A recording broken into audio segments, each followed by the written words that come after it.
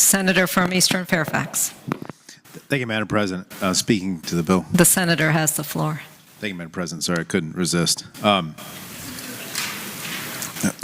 First of all, I just want to address all the points that the senator from Rockingham made.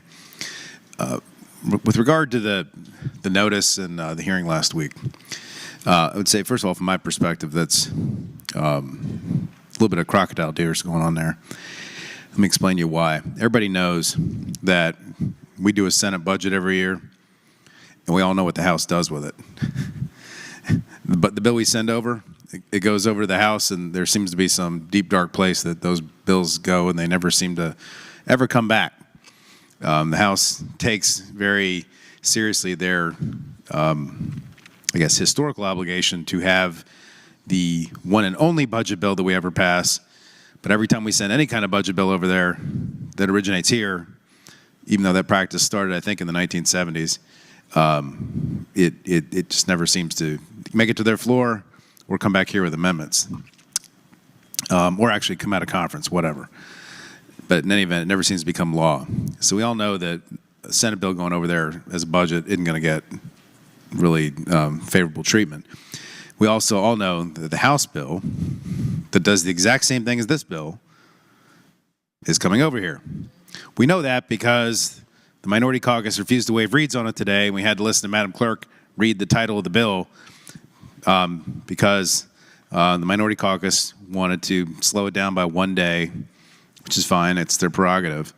But we're going to have a committee hearing tomorrow about the bill where this bill will be talked about again, at which point the text of that bill will now have been in front of the Minority Caucus and the people of Virginia for, what, 5-6 days?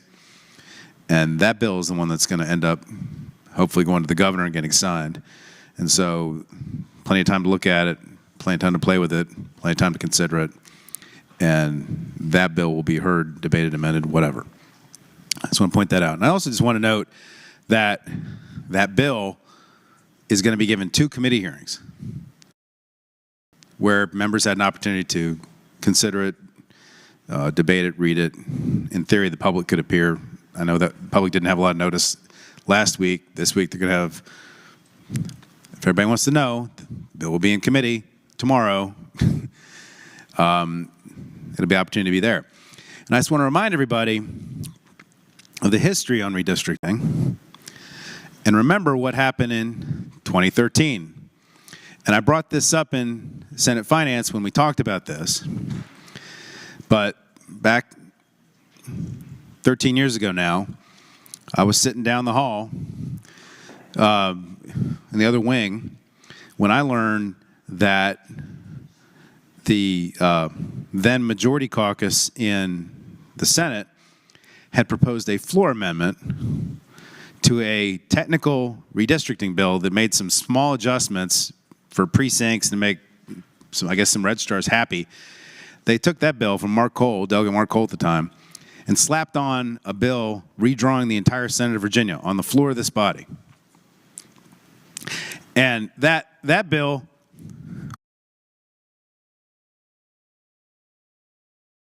wasn't given any hearing in committee. The public had no opportunity to see it, know their lines are being moved around, know they're being shifted from one district to another. They had no opportunity to know that basically, you know, I don't know how many it was, 5-6 senators are being drawn out of existence.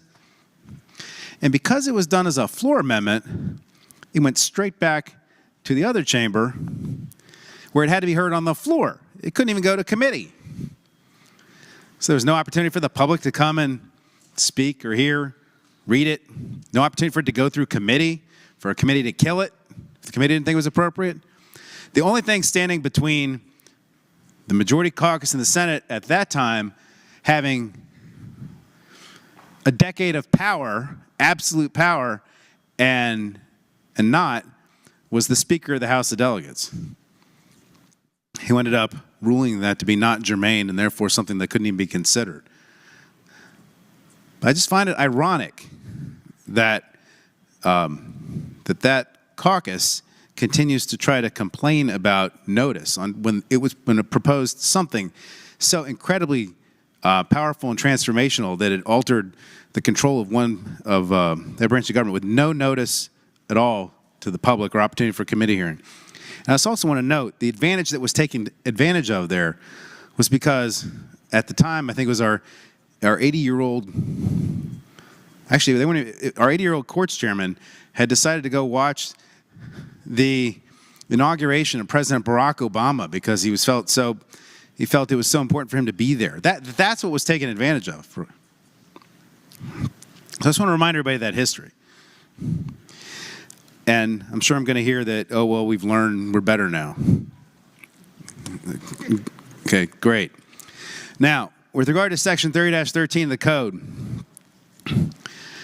that code section dates, I believe, if I'm not mistaken, to the Constitution of 1904. It might even date before that. But before it was removed from the Constitution, it was in the Constitution of 1904.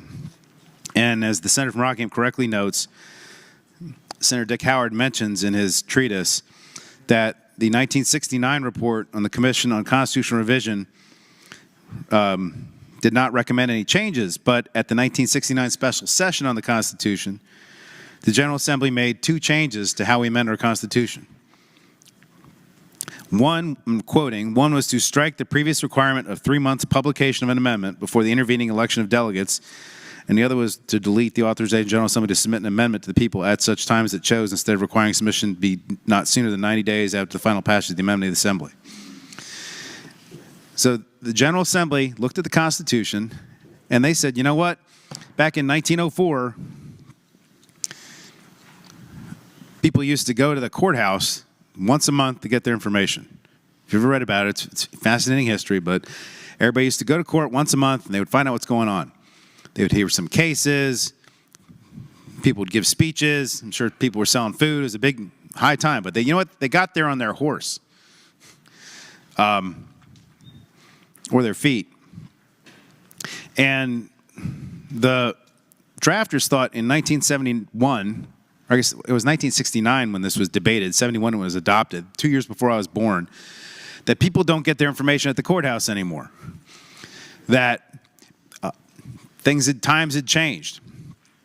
And so they removed that requirement from the Constitution, that the amendment be posted on the front door of the courthouse. And the voters approved that in 1971, July 1 of 1971, 52 days before I was born.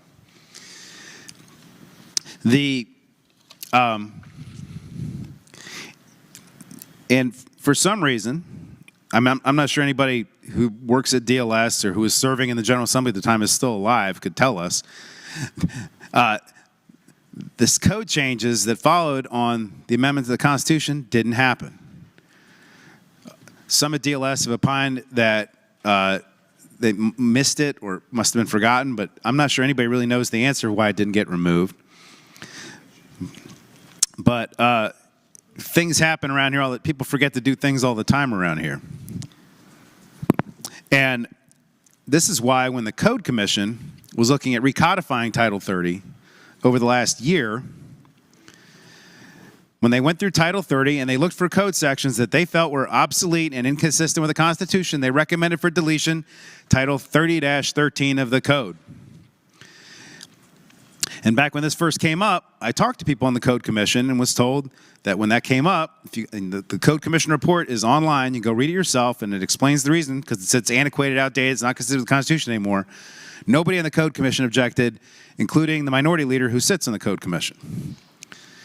And this 30-13 issue didn't become an issue until it got raised by the minority leader, the senator from Franklin County, who have now filed a lawsuit based on this code section that is recommended for removal by the Code Commission in Tazewell County, Virginia.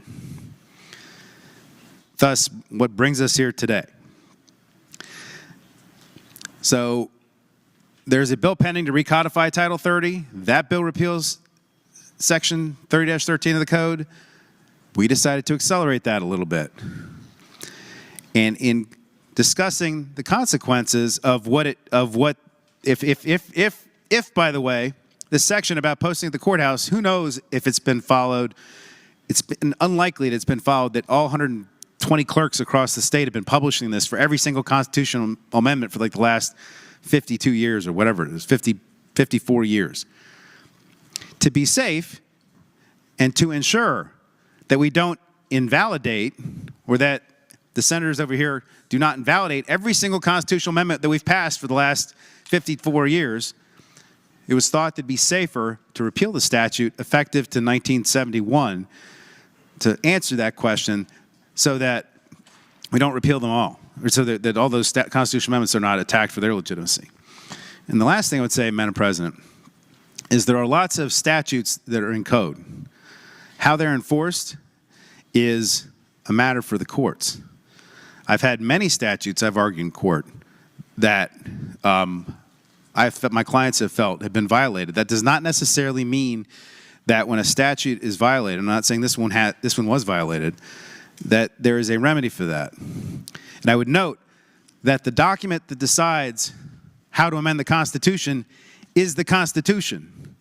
It is not the code. The voters of Virginia decided how to amend the Constitution when they have, I think it's Article 12, I think, in the Constitution, which says how the Constitution is amended. And it doesn't say in there that the Constitution is amended pursuant to this and what other requirements the General Assembly happens to throw in if they feel like throwing other things in there. It doesn't say that. So I'd submit that is what governs amendments, not a code section which was stuck in there because of some language when people rode horses around in 1904 that is mysteriously still in the code after all these years because somebody forgot to take it out. So, Madam President, I would submit that this bill is a good cleanup bill to make sure that our other work we've done before doesn't get challenged, and we need to pass it. And we're going to have this debate all over again, probably Thursday or Friday again.